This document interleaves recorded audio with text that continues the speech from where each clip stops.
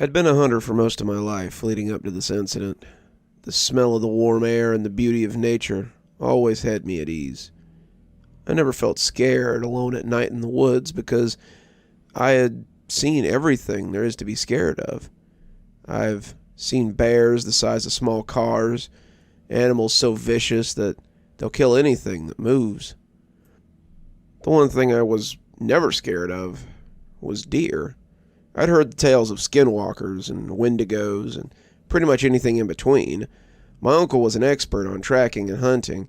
We always went on trips together and would always come back with a fresh kill. He did have a rule, though. I remember it so vividly because it was weird. He never wanted to go hunting in winter. I never asked why. I don't know, but something about it always had me on edge. One day during winter, I was about to go deer hunting when my uncle stopped me at the front door. When he came in, he saw my packed supplies and my rifle and knew I was about to go hunting. He immediately burst into a wrath of anger and dragged me to the wall to get into my face. "What the hell do you think you're doing?" he said, spittle flying all over my face as he looked at me crazy. He looked primal, as if he was fearful of something that he didn't want to share. It's the same face you would expect a child to make if he was dumped in the middle of nowhere. The face of fear you see in people who have PTSD. I calmly brushed him off and got to the door saying I was going hunting. I was not about to fight with my uncle and ruin the trip, as I hadn't gone hunting for close to a month. When you hunt, you get adjusted to it, and when you go on break, you kind of miss it. As I got in my truck, my uncle peered at me out the window. He was there to take care of my house, but before I reversed, he left with the door open. My uncle's prone to outburst. As I should mention, he's only ever done it a few times, and it's always in a situation where the reaction suits it. Not this one, though.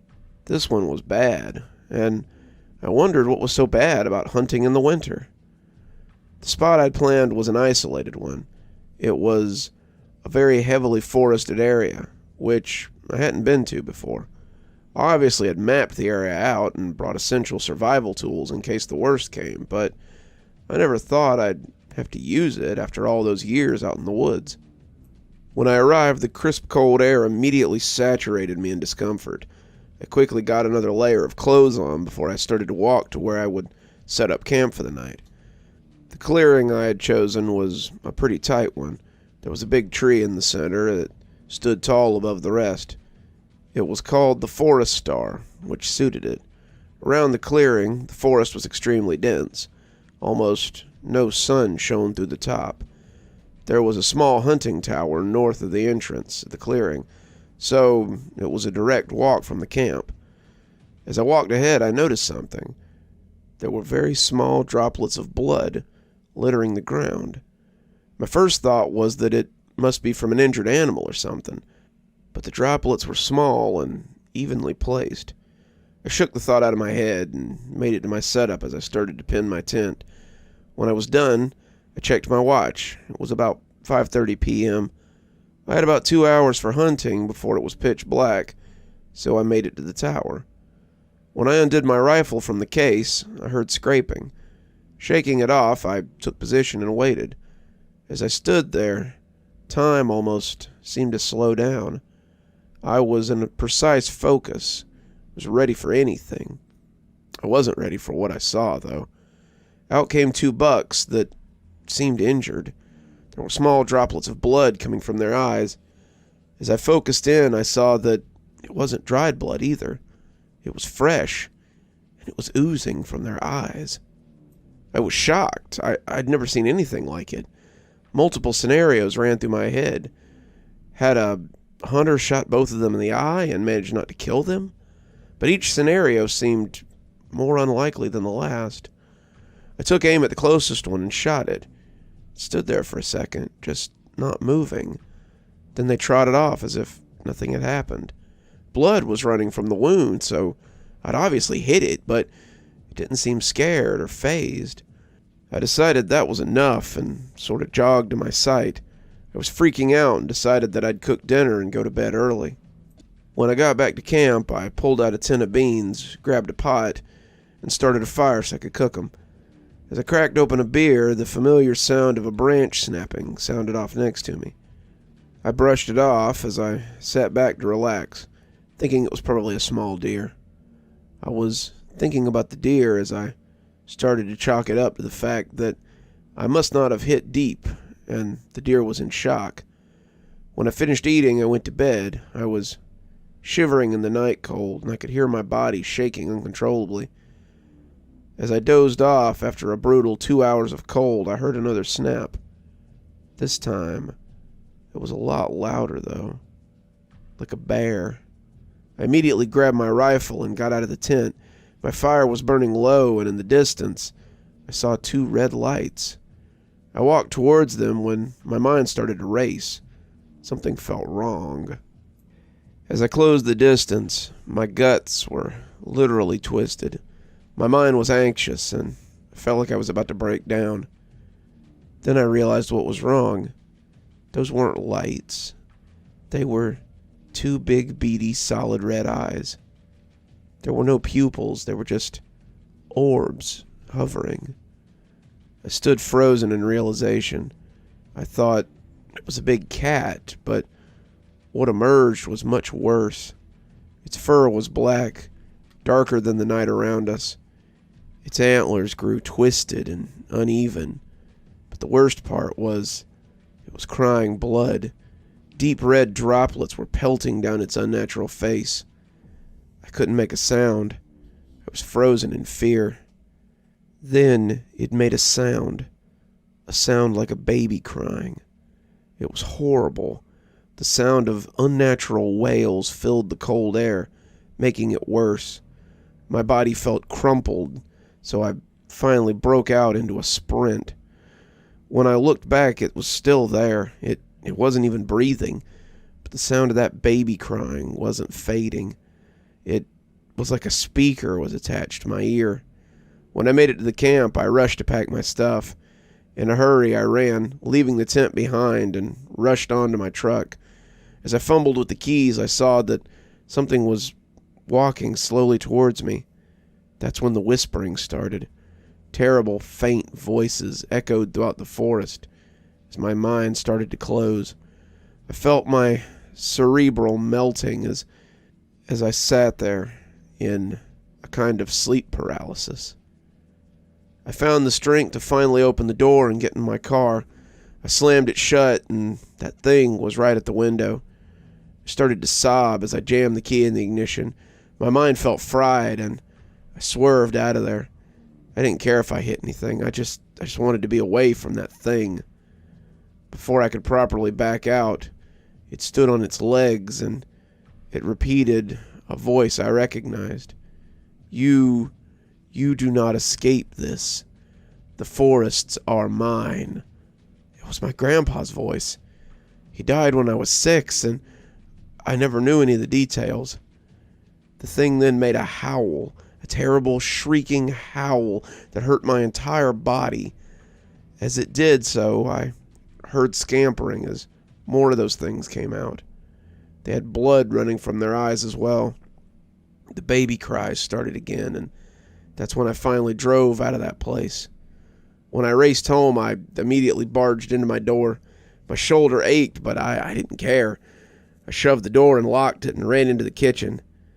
That's when I saw my uncle sitting at the table, enjoying a glass of scotch. So, you saw what I did, didn't you, Anthony? I couldn't form words. I was so shocked. My uncle came up to me and put a hand on my shoulder. What you saw out there is my rule I abide by. There are things in those forests in winter that are so horrible even the most seasoned can't handle it. I saw it when I was a boy, and since then I don't hunt during the winter. I finally mustered a sentence. What was it? He took a deep breath before sitting down. You saw something called the Urabarak. It's an ancient being that dwells in the forest during these winters. Hunters who see it usually are never the same again, but some never come back home. I was lucky. My uncle sort of sniffed as he told me about his encounter with the Urubarak.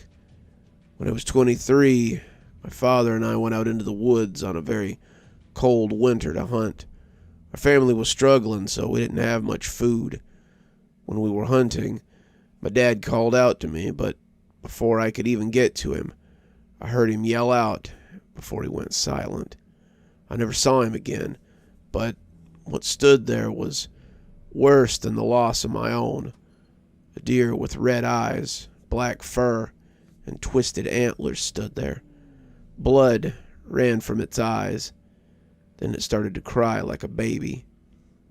My uncle broke down and had to take a few seconds before continuing. I comforted him as I was teary-eyed too. It ran after me, Anthony, on two legs. It was like a human, and I rushed to get away from it. But I wasn't quick enough. He rolled up his sleeve and revealed a terrible red scar that ran across the entire underside of his arm. It was trying to feast on me. It knew I feared it, but eventually I managed to lose it. He finally finished his scotch before continuing. I was stuck in those woods for 3 days, fighting to survive. I heard its cries and whispers all around as I tried to make it out. I finally arrived at the road and was taken in by police. No trace was ever found of my dad, except for one thing. They found blood at the scene and tested it. It was my father's. What was strange about it is it was mixed with his tears. My uncle finally stood up. Fear it, for it knows who you are. Those were his last words. He left my house, and the police found him wrapped up in a noose 2 days later. It broke me. My hunting buddy and best friend was gone. There was one detail about his suicide that was never resolved. He had droplets of blood coming from his eyes. The coroner inspected it and said it had been an aneurysm, but I'm not so sure that's the truth. I'm 50 now, and I haven't been hunting in 2 decades. I can't even go into the forest anymore. I'm thinking about going back and seeing what Urubarak is. Maybe I can kill him. Beware the Urubarak, for he lurks in the cold. You're still here. I thought you might be. Thanks for joining me for tonight's story. If your insatiable appetite for horror knows no bounds, might I suggest one of our playlists, or one of our previous stories in the archive? There should be one appearing at the end of the story any minute now. And of course, if you're not subscribed, why not go ahead and hit that subscribe button? Maybe hit that notification bell so you don't miss any of the spooky things that we do here. If you prefer your horror a little more analog, you can always pick up one of my books. There's a link below to my latest, and it'll take you to all the great things that I've posted on Amazon. For my book lovers in the audience, I always suggest coming on down to Patreon so you can become part of my ghostly reader tier and get a book anytime I write one, which is usually about twice a year. Speaking of my patrons, let's go ahead and thank them, shall we?